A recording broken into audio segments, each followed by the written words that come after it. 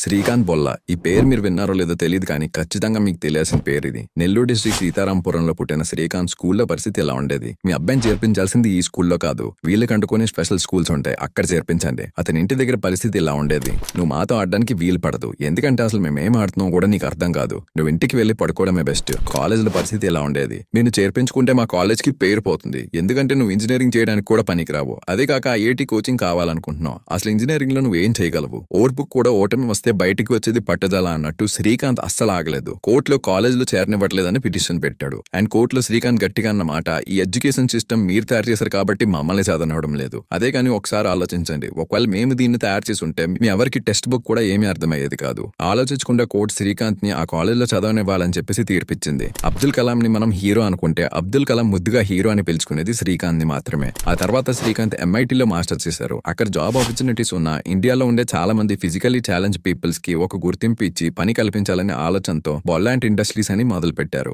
Biodegradable disposable products ఇంకా ప్యాకేజింగ్స్ ని తయారు చేసి మల్టిపుల్ కంపెనీస్ కి ఇవ్వడమే వాళ్ళ ఏం. అక్కడ సుమారుగా 1000 నుండి 1500 మంది వరకు ఫిజికల్లీ ఛాలెంజ్ పర్సన్స్ పనిచేస్తున్నారు. కరెంట్ మార్కెట్ లో బొల్లాంట్ ఇండస్ట్రీస్ నెట్వర్క్ సుమారుగా 500 కోట్ల పైనే ఉంటుంది. శ్రీకాంత్ మీద ఒక బయోపిక్ కూడా వచ్చింది. అదే కాకుండా రీసెంట్ గా శ్రీకాంత్ షార్క్ ట్యాంక్ లో జడ్జ్ గా కూడా వెళ్లారు.